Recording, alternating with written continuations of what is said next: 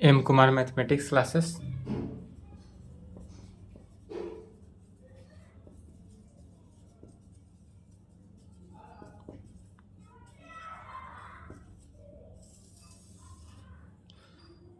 चलिए 5/4/23 लेक्चर कितना हो गया 23 क्लास 12th। क्या चल रहा था डिटर्मिनेंट्स सारणी एक्सरसाइज 4.6 एनसीईआरटी बुक एक्सरसाइज 4.6 चल रहा था, जिसमें हमने 14 नंबर तक का सॉल्यूशन कर दिया था। अब देखते हैं क्वेश्चन नंबर 15 से।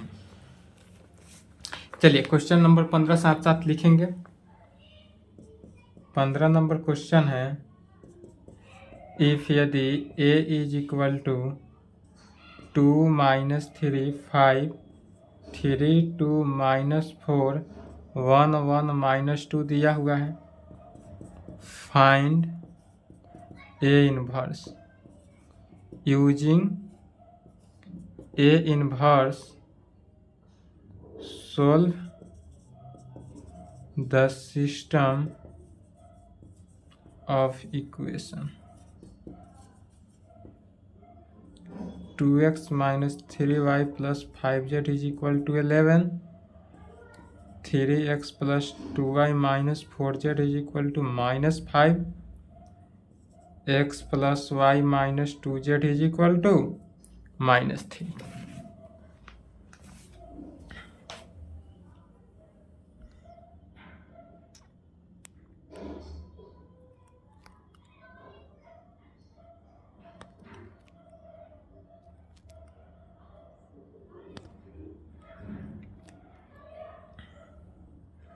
चलिए क्वेश्चन लिख लें यहाँ तक। अब इसका हम सॉल्यूशन देखते हैं। वीडियो रोककर क्वेश्चन लिख लेंगे। क्वेश्चन पहले समझ लें। क्वेश्चन जो दिया हुआ है, इफ ए बराबर ए मैट्रिक्स हमारे पास इतना दिया हुआ है, तब फाइंड ए इनवर्स। हमको क्या करना है, ए इनवर्स निकालना है। फिर using A inverse solve this system equation. फिर ए इनवर्स का उपयोग करके यह इक्वेशन दिया हुआ है, 2x - 3y + 5z is equal to 11, 3x + 2y - 4z is equal to -5, x + y - 2z is equal to -3। यह जो तीनों इक्वेशन दिया है, इसको सॉल्व करना है। तो सबसे पहले क्या करेंगे, ए इनवर्स का वैल्यू निकालेंगे। तो इसका देखेंगे सॉल्यूशन, गिवन डैट क्या दिया हुआ है, तो ए मैट्रिक्स हमारे पास गिवन है। तो ए मैट्रिक्स कितना दिया हुआ है, 2 - 3 5 3 2 - 4 1 1 - 2 में 1 1 - 2। यह हमको मैट्रिक्सेस क्या दिया हुआ है, गिवन है। तो इससे हम पहले क्या निकालेंगे, ए इनवर्स। तो ए इनवर्स निकालने के लिए सबसे पहले क्या करते हैं, कोफैक्टर निकालेंगे। तो सबसे पहले निकालेंगे कोफैक्टर्स। कोफैक्टर निकालने का तो फिर वही तरीका जो शुरू से पढ़ते आ रहे हैं, शुरू क्लास से पढ़ते आ रहे हैं, सेम वही तरीका अपनाना है, कोफैक्टर निकालना है। कोफैक्टर तो बउआ वाला अब कहानी हो गया होगा, याद हो गया होगा। तो कोफैक्टर ऑफ A11 कैसे निकालेंगे, तो दोनों सम अगर जोड़ने पर पॉजिटिव इवन आ जाए तो वह कैसा टर्म, पॉजिटिव। तो 2 हुआ, A11 2 है, तो 2 के सापेक्ष x एक्सिस, 2 के सापेक्ष y एक्सिस छोड़े, क्या बचा 2 - 4 1 - 2। तो डिटर्मिनेंट ऑफ 2 - 4 1 - 2 में इज इक्वल टू क्या हो गया, -4 और माइनस माइनस +4 कैंसिल होकर 0। A12 कैसे निकालेंगे, तो A12 निकालने के लिए फिर देखिए इस दोनों का कोफिशिएंट को अगर जोड़ेंगे तो ऑड आ रहा है, ऑड है वहाँ माइनस दे देना है, या डिटर्मिनेंट का फॉर्म भी याद कर सकते हैं, plus minus minus plus minus minus plus minus minus plus minus plus minus plus में। इस कंडीशन से भी देख सकते हैं। तो A12 फिर यह है -3 है, इसके सापेक्ष x एक्सिस और इसके सापेक्ष y एक्सिस छोड़े, क्या बचा 3 - 4 1 - 2 में। तो इसको लिखेंगे 3 - 4 1 - 2 is equal to minus of main diagonal को मल्टीप्लाई किए -6 माइनस माइनस +4, क्या बचा ऐड करेंगे तो -2, माइनस पहले से है तो minus minus +2। Cofactor of A13 निकालेंगे, A13 फिर पॉजिटिव टर्म, तो पॉजिटिव डिटर्मिनेंट ऑफ इसके सापेक्ष एक्स एक्सिस, इसके सापेक्ष वाई एक्सिस छोड़ दिए, A13 के सापेक्ष एक्स एक्सिस वाई एक्सिस छोड़े, क्या बचा 3211। 3211 में is equal to main diagonal 3 - 2 is equal to 1 में फिर कोफैक्टर ऑफ A21 निकालना है, तो कोफैक्टर ऑफ A21 यह निगेटिव टर्म तो निगेटिव दिए, फिर इसके सापेक्ष एक्स एक्सिस छोड़े और इसके सापेक्ष वाई एक्सिस क्या बचा -3 5 1 - 2 में, तो कहेंगे -3 5 1 - 2 में is equal to minus of main diagonal minus minus plus 3 दूनी 6 -5 इज इक्वल टू +1, -1 माइनस है तो -1 हो गया। कोफैक्टर ऑफ A23 निकालेंगे, फिर A22 cofactor of A22 cofactor of A22 क्या निकला, कोफैक्टर ऑफ A22 निकालेंगे तो A22 फिर ऑड इवन है तो पॉजिटिव टर्म तो प्लस रहेगा। A22 यह है, इसके सापेक्ष एक्स एक्सिस, इसके सापेक्ष वाई एक्सिस छोड़े, क्या बचा 2 5 1 - 2 में, तो 2 5 1 - 2 ध्यान से देखते चलिए समझते चलिए। फिर इसके मेन डायगोनल मल्टीप्लाई किए तो -4 माइनस सेकेंडरी डायगोनल 5 तो -9 आया कोफैक्टर ऑफ A22। फिर कोफैक्टर ऑफ A23 निकालेंगे, A23 निगेटिव टर्म तो माइनस दिए, यह है इसके सापेक्ष एक्स एक्सिस, इसके सापेक्ष वाई एक्सिस छोड़े, क्या बचा 2 - 3 1 1, तो इसको लिखेंगे 2 - 3 1 1 में is equal to minus of main diagonal 2 minus minus +3 is equal to 5 minus है पहले से तो -5 में आ गया।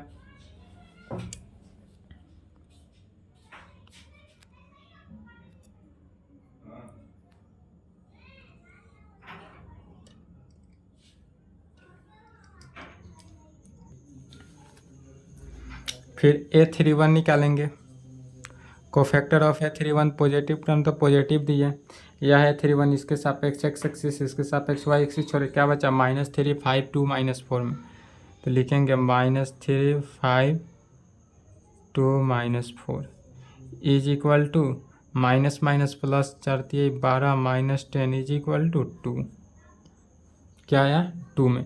फिर कोफैक्टर ऑफ A32 निकालेंगे, cofactor of A32 negative term तो माइनस दिए, निगेटिव टर्म यह है, इसके सापेक्ष एक्स एक्सिस, इसके सापेक्ष वाई एक्सिस छोड़े, क्या बचा 2 5 3 -1 4 2 5 3 -4 is equal to minus of main diagonal तो -8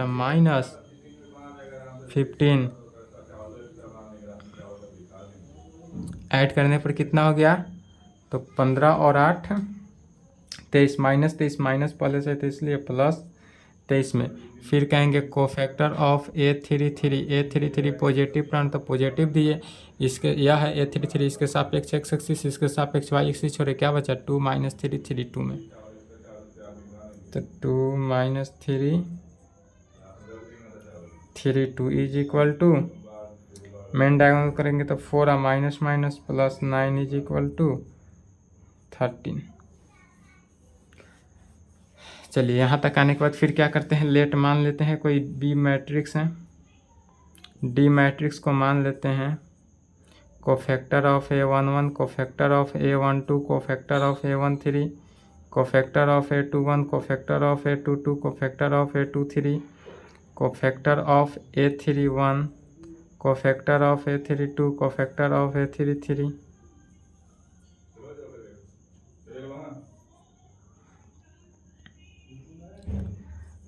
अर्थात डी मैट्रिक्स क्या निकला हमारे पास,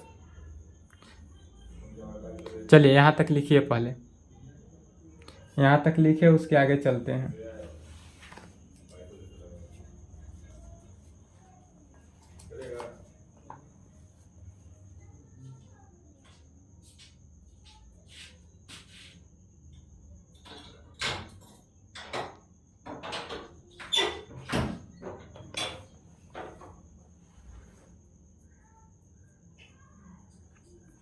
वीडियो रोक कर लिख लेंगे, चलिए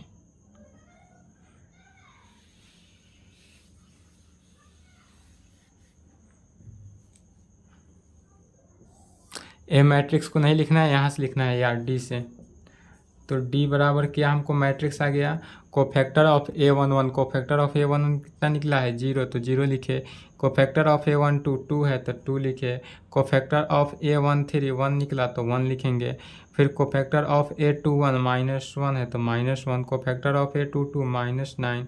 cofactor of A23 -5। Cofactor of A31 2। Cofactor of A32 23। Cofactor of A33 13।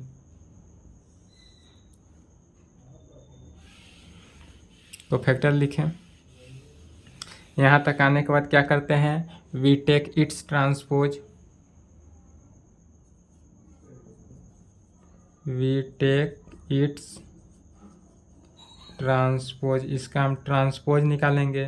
तो transpose of D is equal to क्या आएगा, तो R1 को C1 की जगह रखना है 0 2 1, फिर R2 को C2 की जगह -1 -9 -5, फिर R3 को C3 की जगह 2 23 13।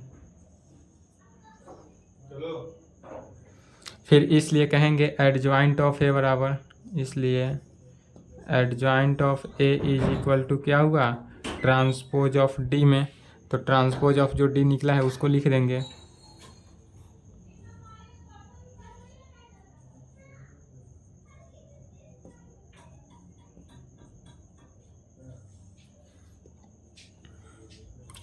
चलिए यहाँ तक आने के बाद फिर क्या करते हैं, इसलिए ए मैट्रिक्स का डिटर्मिनेंट निकालते हैं।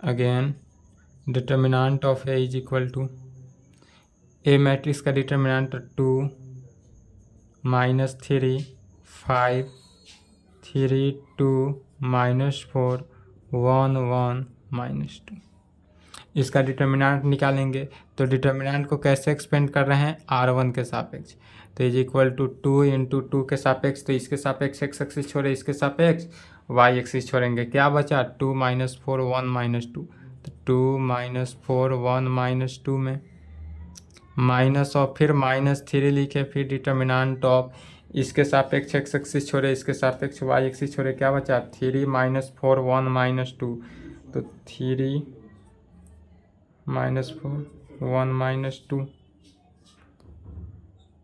Plus 5 into determinant of A plus 5 into determinant of A, इसके सापेक्ष एक्स एक्सिस, इसके सापेक्ष वाई एक्सिस छोड़े, क्या बचा 3 2 1 1 3 2 1 1। फिर इस डिटर्मिनेंट को सॉल्व करेंगे तो क्या आएगा, is equal to 2 into main diagonal -4 minus minus plus 4 minus minus plus 3 into फिर मेन डायगोनल तो -6 minus minus plus 4 plus 5 into 3 -2 plus 5 into 3 -2 में इज इक्वल टू क्या हो गया, घट के 0 प्लस, तो फिर 3 इंटू जोड़ेंगे तो -2, -2 में 3 से मल्टीप्लाई किए तो -6, -2 में 3 से, फिर यहाँ प्लस 3 -1 गया तो 1, अब 3 -2 गया तो 1, अब 5 से मल्टीप्लाई किए तो 1 इज इक्वल टू क्या हो गया हमारा -1। इसलिए डिटर्मिनेंट ऑफ ए कितना निकल गया -1। इसलिए कहेंगे बाय यूजिंग फार्मूला, कौन सा फार्मूला अप्लाई करेंगे, तो A inverse is equal to 1 by determinant of A into adjoint of A. इसको अब यूज करना है तो पहले यहाँ तक लिख लें, यहाँ तक लिखे, उसके बाद ए इनवर्स निकालते हैं। पहला पार्ट में हमको क्या करना था, ए इनवर्स निकालना था, उसके बाद दूसरा पार्ट में एक्स वाई जेड का भी वैल्यू निकालना है इसमें।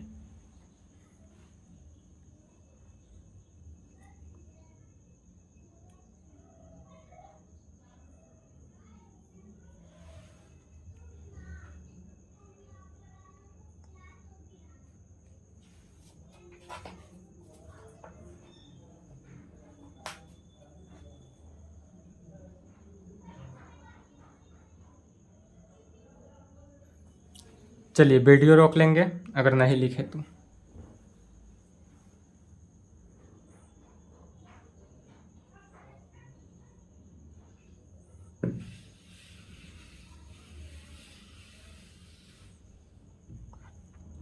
इसलिए हमारा ए इन्वर्स क्या निकलेगा तो कहेंगे इसलिए A inverse is equal to 1 determinant of A कितना निकला है तो -1, तो 1/-1 इंटू एडजॉइंट ऑफ ए हमको कितना है 0 - 1 टू 0 - 1 टू 2 - 9 23 1 - 5 13 1 - 5 13 यह हमारा निकला।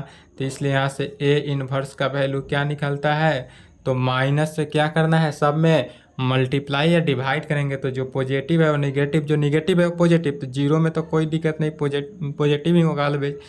-1 में -1 से +1 -2 +9 -23 -1 +5 -13 क्या किया माइनस से डिवाइड कर दिए। चलिए तो ए इन्वर्स हमारा निकल गया, एक आंसर हमारा यहाँ हुआ, यहाँ पर भी आंसर हुआ, क्वेश्चन में कह रहा था यहाँ तक।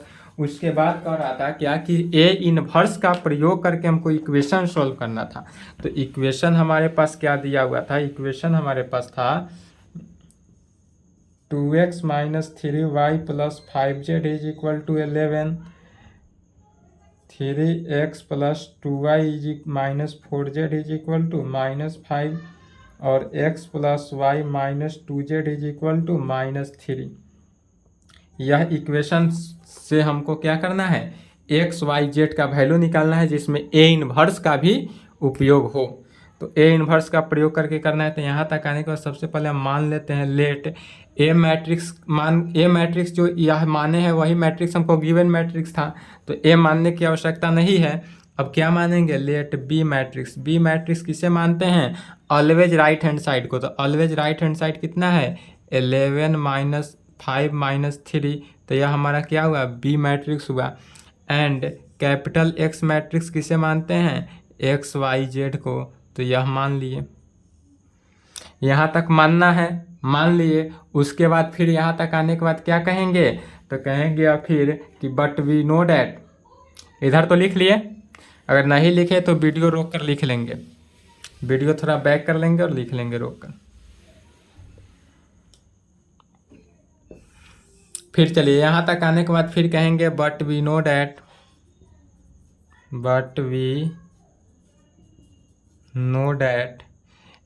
Capital X is equal to क्या होता है formula A inverse into B, अर्थात तो कैपिटल एक्स के जगह पर क्या रखेंगे एक्स वाई जेड, तो एक्स वाई जेड रखे इज इक्वल टू फिर ए इन्वर्स, तो ए इन्वर्स हमारा क्या निकला है ए इन्वर्स का उपयोग करना है। ए इन्वर्स हमारे पास निकला हुआ है 0 1 -2 -2 9 -23 -1 5 -13 इनटू फिर किसको लेना है तो बी मैट्रिक्स कितना है 11 - 5 -3 में। अब फिर क्या करना है राइट हैंड साइड दो मैट्रिक्स का मल्टीप्लिकेशन, एक साथ देखेंगे ध्यान से, मल्टीप्लिकेशन करेंगे और एक बार में ही लिखेंगे। जैसे R1 को C1 के साथ करेंगे तो 0 को 11 के साथ किए तो 0 रहा, 1 को -5 के साथ तो -5, फिर -2 को -3 के साथ तो +6 तक क्या हो गया +1। डायरेक्ट क्या कर दिए +1 लिखेंगे, डायरेक्ट लिखना है अब अपने से गुना करके। फिर R2 को C1 के साथ तो -2 को 11 के साथ करेंगे तो -22, फिर 9 को -5 के साथ -45 -45, फिर -23 को -3 के साथ करेंगे तो माइनस तो प्लस हो जाएगा, 6 9 6 69, 23 दिया 69 हो जाएगा।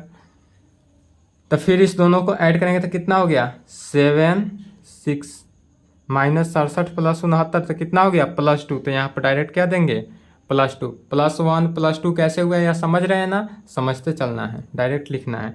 फिर R3 को C1 के साथ, R3 को कैसे C1 के साथ मल्टीप्लाई करेंगे तो -1 को 11 के साथ तो -11, +5 को -5 के साथ -25, -13 को +3 के साथ, तो माइनस माइनस तो प्लस हो गया, और फिर 39 हो गया, फिर 11 जोड़ेंगे तो 630, -36 + 39 क्या हो गया +3। तो यहाँ पर दे देंगे क्या, डायरेक्ट लिखेंगे +3। यह कैसे हुआ, तो दो मैट्रिक्स का मल्टीप्लिकेशन से। फिर यह कैसा मैट्रिक्स आया, इक्वल मैट्रिक्स। तो इक्वल मैट्रिक्स कहेंगे इसलिए, क्योंकि इक्वल मैट्रिक्स है इसलिए कहेंगे x = 1, y = 2 एंड z का वैल्यू 3। यह हमारा x y z का वैल्यू भी आ गया। चलिए, तो यहाँ कंप्लीट आंसर आया। यह भी निकालना था, यह भी निकालना था, दोनों निकल गया। यहाँ तक क्वेश्चन, यहाँ तक सॉल्यूशन लिख ले, उसके बाद लास्ट क्वेश्चन देखते हैं 16 नंबर। यहाँ तक क्वेश्चन लिख लें।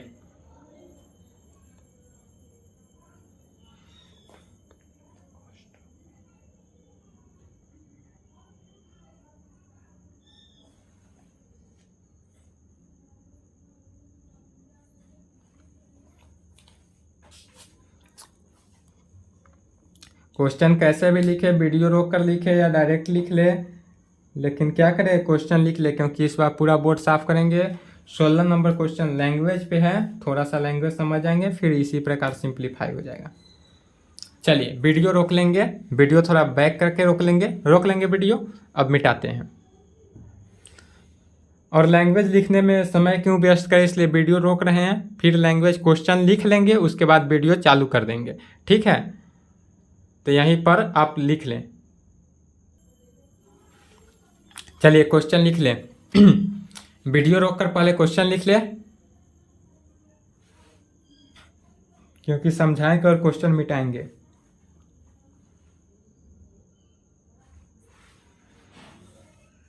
चलिए, क्वेश्चन समझेंगे। क्वेश्चन कर रहा है the cost of 4 kg onion, मैंने ओनियन जो है प्याज 4 kg है, 3 kg वीट एंड 2 kg क्या है राइस है। मैंने 4 kg प्याज, 2 kg गेहूँ और 2 kg चावल है। दाम कितना है, 60 रुपया।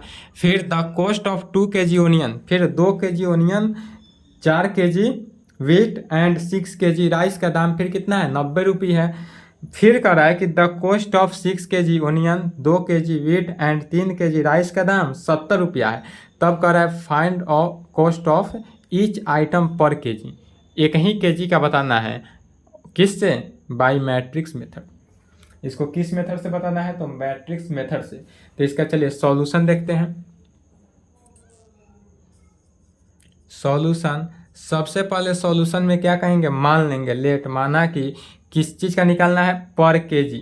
एक ही kg का निकालना है, इसलिए 1 kg मान के चलेंगे। कहेंगे लेट, माना कि 1 kg ओनियन, 1 kg ओनियन का मूल्य कितना है, x।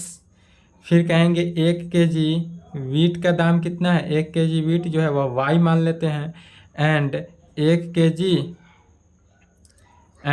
kg राइस जो है वह z है। क्या माने, कहेंगे लेट, माना कि 1 kg ओनियन x है, 1 kg वीट y और 1 kg राइस जो है वह z में हो। तब अकॉर्डिंग टू क्वेश्चन यह लिखना है, उसके बाद यहाँ से लिखना है अकॉर्डिंग टू क्वेश्चन। क्वेश्चन के मुताबिक अब चलना है, यह समझ ले इक्वेशन, उसके बाद पूरा शुरू से बताएंगे। तब इससे क्वेश्चन कह रहा है क्या, 4 kg ओनियन, माने 1 kg ओनियन का दाम अगर x है, मान लेते हैं, समझेंगे पहले ध्यान से। 1 kg का दाम अगर x है, 1 kg का दाम अगर x है, तो 4 kg 4 से मल्टीप्लाई करना है, तो 4 kg का क्या हो जाएगा, 4x होगा। तो यदि 1 kg का दाम हमारे पास x है, तो 4 kg का क्या हो गया, 4x हो गया। तो कहेंगे 4x। सेम इसी प्रकार प्लस 3 kg वीट, तो 3, अब वीट क्या माने हैं, y, तो y, प्लस 2 kg राइस का दाम, तो 2 kg राइस, तो 2 राइस क्या माने हैं, z, इज इक्वल टू कितना दाम है, 60 रुपीज़, तो 60 लिखेंगे। तो क्या हो गया equation, 4x + 3y + 2z is equal to 60, यह पहला इक्वेशन।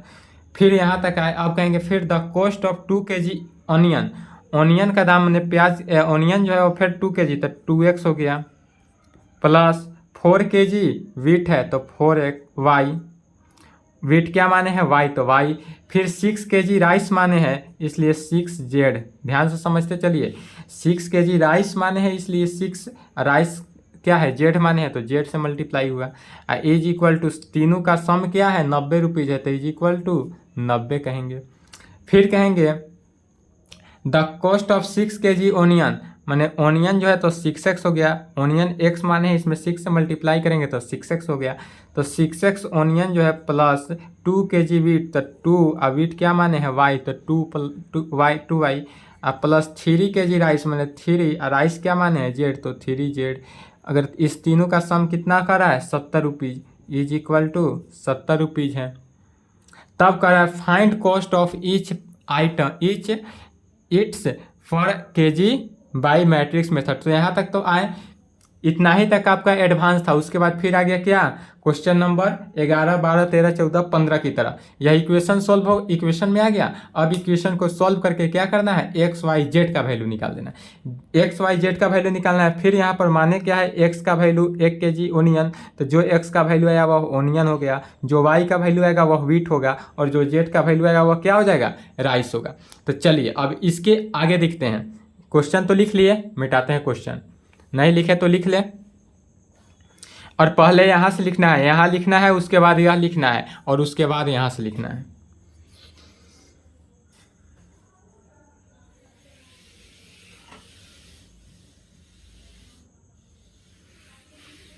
सॉल्यूशन कहाँ से लिखना है, सॉल्यूशन पहले यह लिख ले और यह भी लिख ले, पहले इतना लिख ले।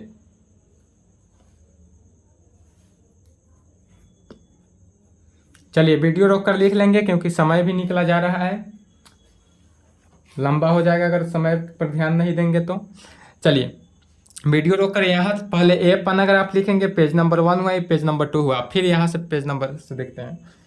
तब यहाँ तक आने के बाद इक्वेशन आने के बाद आपको पता है यहाँ से तो आपसे खुद सॉल्व हो जाएगा।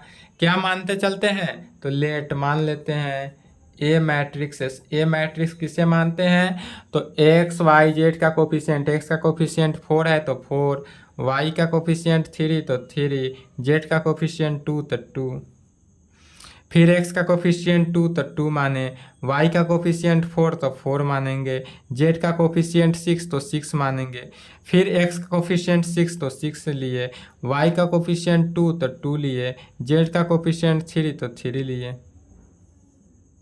ए मैट्रिक्स माने। बी मैट्रिक्स किसे मानते हैं,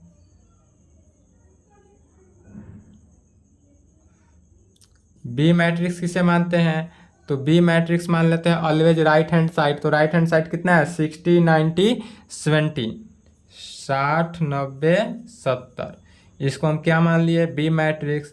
एंड कैपिटल एक्स किसे मानेंगे, तो कैपिटल एक्स जो है वह एक्स वाई जेड को मानेंगे, कैपिटल एक्स वाई जेड का मानेंगे।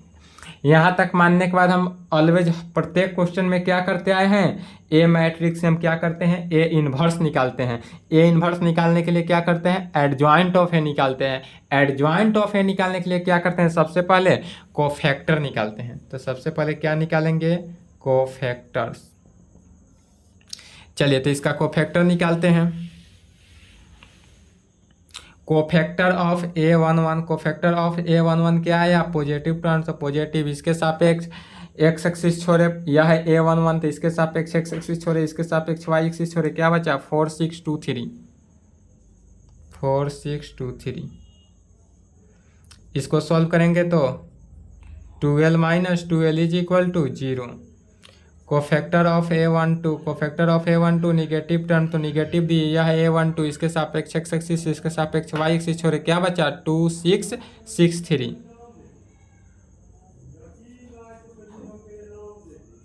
इज इक्वल टू माइनस 3 दूनी 6 minus 36 is equal to minus 30। अब माइनस पहले से तो क्या हो गया प्लस 30। कोफैक्टर ऑफ A13 क्या होगा पॉजिटिव टर्म, तो पॉजिटिव यह है इसके सापेक्ष एक्स एक्सिस छोड़े, इसके सापेक्ष वाई एक्सिस छोड़े, क्या बचा 2, 4, 6, 2।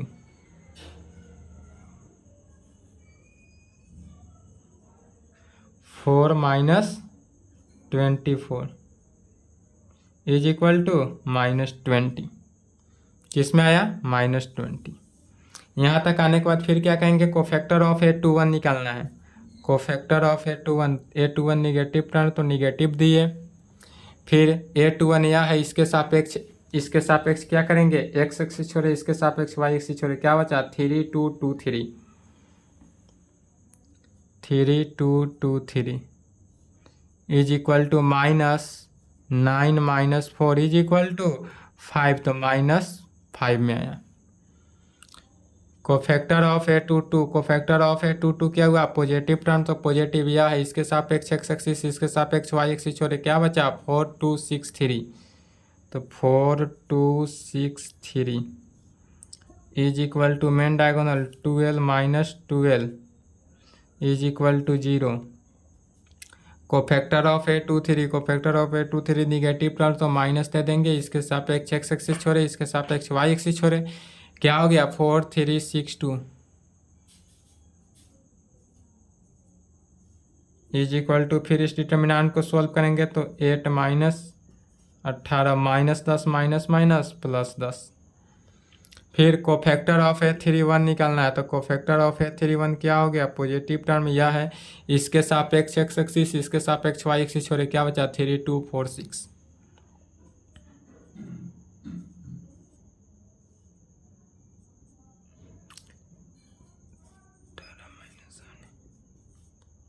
Cofactor of A32 negative term negative दिए यह है, इसके सापेक्ष एक्स एक्सिस छोड़े, इसके सापेक्ष वाई एक्सिस छोड़े, क्या बचा 4 2 2 6 4 2 2 6 इज इक्वल टू -6 चुका 24 -4 is equal to +20, minus plus लगा हुआ है तो क्या हो गया -20। फिर कहेंगे कोफैक्टर ऑफ A33 क्या हुआ, पॉजिटिव टर्म तो पॉजिटिव A33 यह है, इसके सापेक्ष एक्स एक्सिस छोड़े, इसके सापेक्ष वाई एक्सिस छोड़े, क्या बचा 4 3 2 4 में is equal to 16 - 6 is equal to 10। Cofactor निकल गया। कोफैक्टर निकालने के बाद क्या करते हैं, चूंकि बी मैट्रिक्स माना हुआ है इसलिए डी मैट्रिक्स माने या सी मैट्रिक्स भी मान सकते हैं। अगर आपको ये नहीं कहिएगा कि हाँ सर ऑलवेज लेट मानते हैं डी मैट्रिक्स नहीं क्यों, तो हम सी मैट्रिक्स भी मान सकते हैं, उसके लिए कोई दिक्कत नहीं, मानने के लिए आप कुछ भी मान सकते हैं।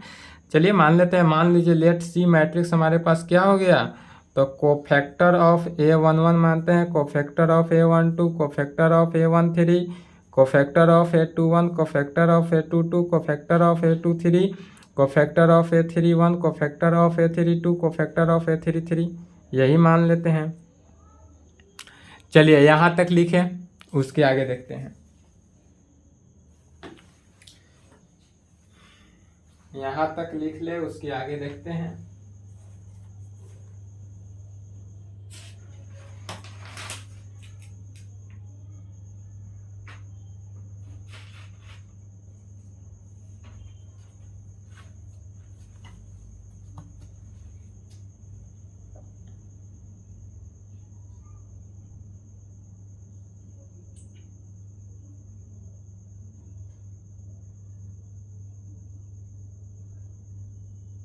चलिए नहीं लिखे तो वीडियो रोक कर लिख लेंगे। यहाँ तक आने के बाद फिर क्या करते हैं,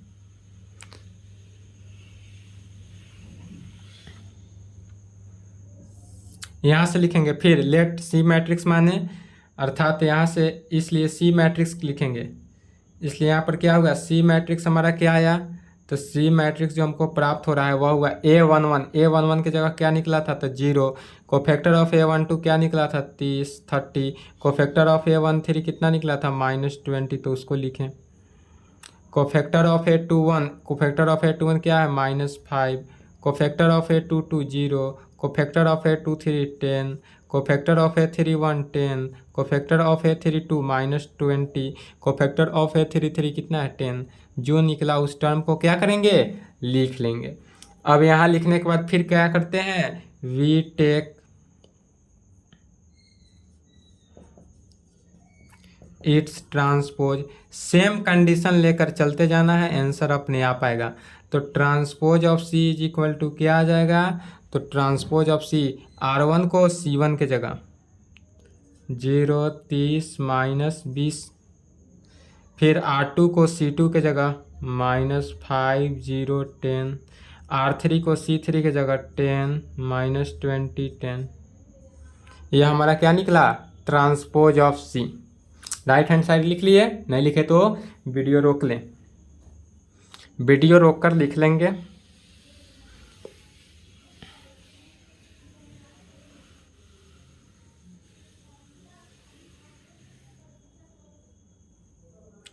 यहाँ तक आने के बाद क्या करते हैं, इसलिए एडजॉइंट ऑफ ए, तो कहेंगे इसलिए adjoint of matrix A is equal to क्या होगा, तो transpose of C. C matrix का जो ट्रांसपोज निकला है वही हमारा एडजॉइंट ऑफ ए होगा। सी मैट्रिक्स का ट्रांसपोज क्या निकला, 0 माइनस 5 10 30 0 माइनस 20 10 10, यह हमारा क्या निकला, एडजॉइंट ऑफ ए। जहाँ एडजॉइंट ऑफ ए निकल जाए वहाँ पे क्या करते हैं, इसलिए बाय यूजिंग फार्मूला, इसलिए बाय यूजिंग फार्मूला, कौन सा फार्मूला, तो ए इनवर्स सॉरी एडजॉइंट निकला, इसलिए अगेन पहले क्या निकालेंगे, determinant of A. Determinant of A कितना निकलेगा तो यह जो ए मैट्रिक्स है इसी मैट्रिक्स का डिटर्मिनेंट निकालना है, 4 3 2 2 4 6 6 2 3।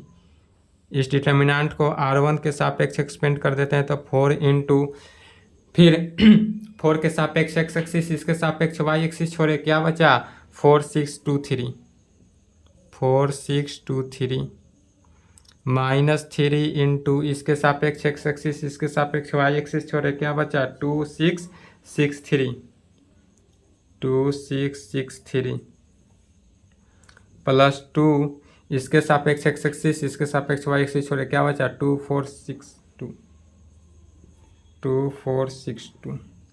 फिर इस डिटर्मिनेंट को सॉल्व करेंगे तो क्या हो गया, 4 इंटू मेन डायगोनल चढ़ती आई 12 minus 12 minus 3 into 6 minus 36 plus 2 into 4 minus 24, यह तक कैंसिल होकर 0 हो गया।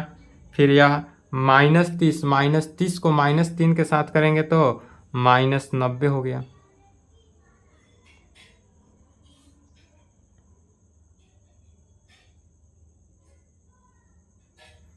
फिर यहाँ पर क्या है, प्लस 2, तो माइनस 24 में से 4 गया तो कितना हो गया, माइनस 20 और minus 40 is equal to minus 130।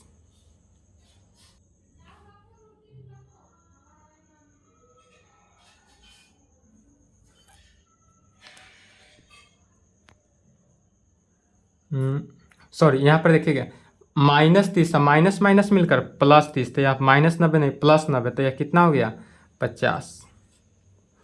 इसलिए डिटर्मिनेंट ऑफ ए क्या निकल गया, 50। अब डिटर्मिनेंट निकल गया इसलिए कहेंगे by using formula, by using formula, कौन सा फार्मूला, तो A inverse is equal to 1 by determinant of A into adjoint of A. चलिए यहाँ तक लिखे, यहाँ तक लिखे, उसके आगे देखते हैं।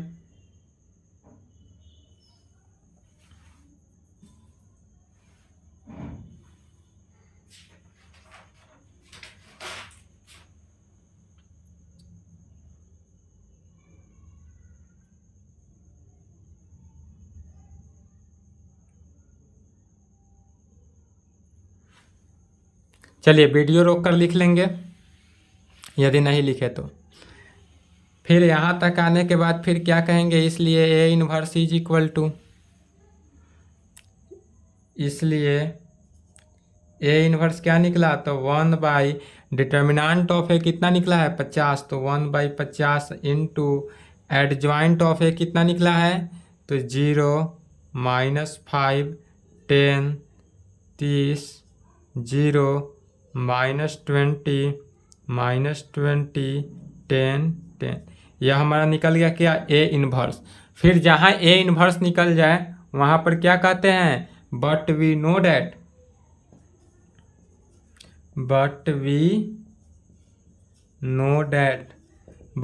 डैट क्या लगाते हैं? तो capital X is equal to A inverse into B matrix का फॉर्मूला अप्लाई करेंगे। इधर लिख लिए? नहीं लिखे तो वीडियो रोक ले।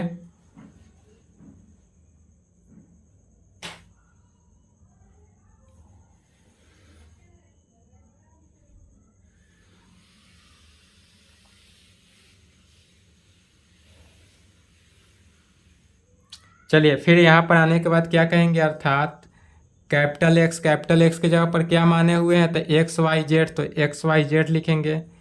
X y z is equal to A inverse क्या निकला है? तो 1/50 इंटू 0 -5 10 30 0 -20 -20 10 10 ए इनवर्स लिखे। फिर ए इनवर्स में किसको मल्टीप्लाई करना है? बी मैट्रिक्स से। तो बी मैट्रिक्स क्या माने हुए हैं? तो जो बी मैट्रिक्स माने हुए हैं उसको लिखेंगे। बी मैट्रिक्स है 60 90 70। इस बी मैट्रिक्स को लिखे। अब फिर यहाँ तक आने के बाद ऑलवेज राइट हैंड साइड दो मैट्रिक्स का मल्टीप्लिकेशन होता है, तो दो मैट्रिक्स का मल्टीप्लिकेशन करना है और एक बार में ही लिखना है। तो x y z is equal to 1/50 into, फिर यहाँ पर समझेंगे, पहले ध्यान से गौर करेंगे। R1 को C1 के साथ मल्टीप्लाई करना है, 0 को 60 के साथ तो 0 हो गया, -5 को 90 के साथ यदि करते हैं तो -45 450, और 10 को 70 के साथ तो +700। अब इसको घटाएंगे तो कितना हो गया? 0 5 6 2 250, पॉजिटिव 250 हुआ तो यहाँ पर 250 लिखेंगे। 250 कैसे हुआ समझ रहे हैं? 250 कैसे होगा? तो डायरेक्ट मल्टीप्लाई करना है, एक लाइन में लिखना है जैसे प्रत्येक क्वेश्चन में लिखते आ रहे हैं। फिर R2 को मल्टीप्लाई करना है किसके साथ? C1 के साथ। तो 30 को 60 के साथ मल्टीप्लाई करेंगे 1800, अब प्लस 0 को 90 के साथ तो 0 हो गया, अब -20 को 70 के साथ करेंगे तो -1400, तो कितना हो गया? 20 को 70 से करेंगे तो -1400, तो इसको घटाएंगे तो क्या हो गया? 400। तो यह हो गया हमारा 400। फिर देखेंगे R3 को C1 के साथ मल्टीप्लाई करना है। किसको? R3 को C1 के साथ। तो -20 को यदि हम 60 के साथ मल्टीप्लाई करते हैं तो क्या होता है? 6 दूनी 12 -1200, और फिर 10 को 90 के साथ प्लस करते हैं तो +900, और 10 को इसके साथ करेंगे तो +700, तो -1200 और +9 7 1600, इसमें से घटा दिए तो कितना हो गया? +400। तो यहाँ पर फिर क्या हो जाएगा? 400। दो मैट्रिक्स का मल्टीप्लिकेशन किया और एक बार लिखें। फिर यहाँ तक आने के बाद कहेंगे या x y z is equal to क्या हो जाएगा?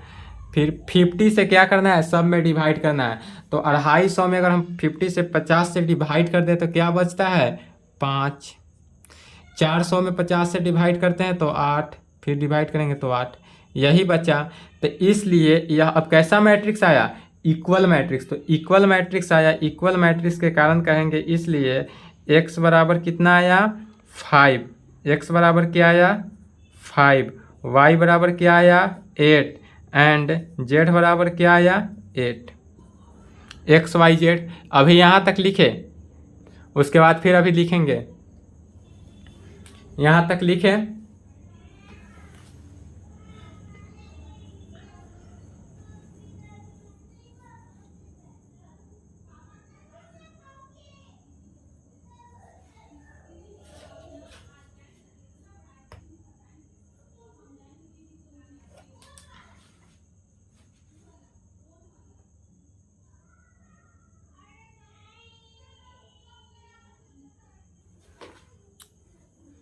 चलिए वीडियो रोक लेंगे।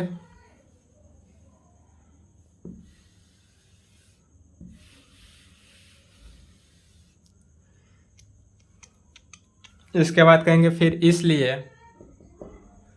चूँकि हम माने थे क्या कि 1 kg यूनियन का दाम तो x माने थे, कहेंगे इसलिए माने थे 1 kg ओनियन का जो दाम माने थे वह क्या माने थे, x माने थे। तो इसलिए x का वैल्यू कितना आया 5, तो यहाँ पर कहेंगे 5। 1 kg वीट, 1 kg वीट का दाम क्या माने थे y, तो y कितना आया 8, तो 8 लिखेंगे। एंड 1 kg माने थे क्या राइस, 1 kg राइस का माने थे क्या जेड, तो जेड का वैल्यू कितना आया 8, तो x का वैल्यू जो इतना लैंग्वेज लिखना है, क्या माने हैं जो माने हैं उस टाइप से उतना लिखे, और यही हमारा क्या हुआ आंसर हुआ, यही हमारा आंसर हुआ। 16 नंबर का आंसर हो गया। तो यहाँ पर आपका आज जो है matrixes plus determinants, matrixes plus determinants मेरे तरफ से क्या हुआ एंड हुआ। अब आप जो आपको यूज चाहिए 12th क्लास उससे ज़्यादा ही हो गया, इतना मैट्रिक्सेस और डिटर्मिनेंट से आपका 15 नंबर क्वेश्चन, 15 नंबर तक अब तक जितना पढ़ाए हैं मैट्रिक्सेस डिटर्मिनेंट से आपका 15 नंबर, 15 क्वेश्चन नहीं 15 नंबर तक, 15 नंबर आपका एग्जाम में आ जाएगा, ऑब्जेक्टिव 5 नंबर या सब मिलाकर। तो आप यहाँ तक मैट्रिक्सेस प्लस डिटर्मिनेंट कंप्लीट कर लेंगे। आपको कहीं से डाउट हो, कोई दिक्कत हो, हम NCERT line by line solve किए हैं। अगर आपको लूसेंट बनाइए RS अग्रवाल बनाइए, चाहे कोई भी बुक आप बनाइए, अदर बुक अवश्य बनाइए। और कहीं से भी कोई डाउट हो, कोई दिक्कत हो, कोई कन्फ्यूजन हो, तो आप यूट्यूब पे कमेंट जरूर करें और वीडियो को शेयर करें। अगर कोई है 11th 12th पढ़ने के लिए, अगर आप 12th में 11th नहीं पढ़े तो भी 11th पढ़ लीजिए, या इस नंबर पे मैसेज करें, क्वेश्चन इस नंबर पे भेजिएगा तो आपका सॉल्यूशन होगा क्वेश्चन का। इस नंबर पे आप क्वेश्चन का अगर क्वेश्चन का फोटो खींचकर भेजते हैं तो आपका सॉल्यूशन एकदम होगा नेक्स्ट क्लास में। तो आज की डिटर्मिनेंट और मैट्रिक्सेस मेरे तरफ से समाप्त हो रहा है। फिर भी एक इन्फॉर्मेशन देख लीजिए,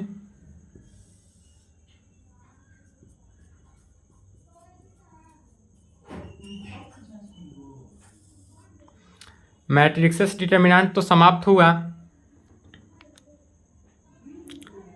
साथ साथ अब नेक्स्ट क्लास आपका क्या चीज़ का चलेगा, तो फर्स्ट वॉल्यूम में क्या था, सेट थ्योरी था पहला, दूसरा इन्वर्स था, तीसरा मैट्रिक्सेस डिटर्मिनेंट, अब पांचवा से क्या होता है कैलकुलस शुरू होता है।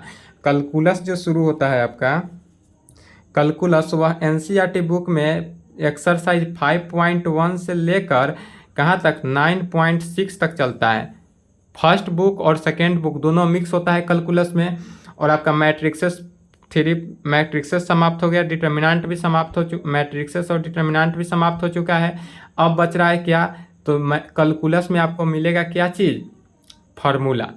कैलकुलस में सिर्फ और सिर्फ फार्मूला, मैट्रिक्सेस डिटर्मिनेंट में फार्मूला अधिक नहीं था, लेकिन जब कैलकुलस पढ़िएगा उसमें आपको फार्मूला बहुत मिलेगा। उसमें ट्रिगोनोमेट्री फार्मूला का भी यूज है। तो ट्रिगोनोमेट्री फार्मूला का रिवीजन करने के लिए हम पहले क्या पढ़ाएंगे, नेक्स्ट क्लास में चलेगा इनवर्स ट्रिगोनोमेट्री फंक्शन। अब क्या शुरू होने वाला है, inverse trigonometry function next class में। उसके लिए सबसे पहले आप क्या करिएगा कि इनवर्स ट्रिगोनोमेट्री फंक्शन पढ़ने के लिए सबसे पहले जाना है आपको यूट्यूब चैनल पे, मेरा चैनल पे जाना है। वहाँ से जाकर प्ले लिस्ट में जाइएगा और प्ले लिस्ट में जाकर क्लास 11th क्लास का प्ले लिस्ट में जाइएगा। 11th क्लास इंट्रोडक्शन होगा, 11th क्लास का इंट्रोडक्शन लिखा हुआ होगा। इंट्रोडक्शन का लेक्चर 2 कंप्लीट कर लें। क्या करना है आपको, क्लास 11th जाना है, प्ले लिस्ट में पहले जाना है, यूट्यूब चैनल के प्ले लिस्ट में जाना है। प्ले लिस्ट से क्लास 11th के इंट्रोडक्शन लेक्चर 2, लेक्चर 1 नहीं, लेक्चर 2 को आप पढ़ ले। लेक्चर 2 में सिर्फ ट्रिगोनोमेट्री का फॉर्मूला बताए हैं, इसीलिए ट्रिगोनोमेट्री फार्मूला बताएं कि आप लोग का भी काम आ जाए। तो लेक्चर 2 में क्या करेंगे, पहले ट्रिगोनोमेट्री का फार्मूला देख लेंगे और पूरे फार्मूला को एक बार रिवाइज कर लेंगे, और उसके बाद उसी से रिलेटेड फिर क्या होगा, इन्वर्स ट्रिगोनोमेट्री शुरू होगा। तो नेक्स्ट क्लास में आपका इन्वर्स ट्रिगोनोमेट्री फंक्शन शुरू होगा। उससे पहले आप ट्रिगोनोमेट्री का फार्मूला अवश्य देख ले एक बार। Lecture 2 introduction class 11th introduction lecture 2 जाना है, लेक्चर 2 में जाना है, ठीक है। उसके बाद आपका नेक्स्ट क्लास इन्वर्स ट्रिगोनोमेट्री मिलेगा। मैट्रिक्सेस और डिटर्मिनेंट आज मेरे तरफ से एंड हुआ। आप अच्छे तरीक़ा से बनाइए और कहीं से भी कोई दिक्कत हो, कोई कन्फ्यूजन हो, कोई बुक बनाइए, अदर बुक जरूर बनाइए। तो इस नंबर दिया हुआ है, इस नंबर पे मैसेज करिए, क्वेश्चन भेजिए, आपका सॉल्यूशन होगा, या यूट्यूब पर कमेंट करिए। कोई 11th क्लास का हो तो उसको जोड़िए, ज़्यादा से ज़्यादा सब्सक्राइब करें, शेयर करें। चलिए, तो आज के लिए हम इतना ही रहने देते हैं। फिर नेक्स्ट क्लास में आपका क्या चलेगा, inverse trigonometry function. Matrixes determinant तो समाप्त हुआ, अब चलेगा इन्वर्स ट्रिगोनोमेट्री फंक्शन। उससे पहले लेक्चर 2 इंट्रोडक्शन जरूर देख लें। चलिए, तो ये जितना सॉल्यूशन किया है, इस सॉल्यूशन को क्या करें, पहले लिख लें। चलिए, यह लिख लें, यहाँ तक लिख लें।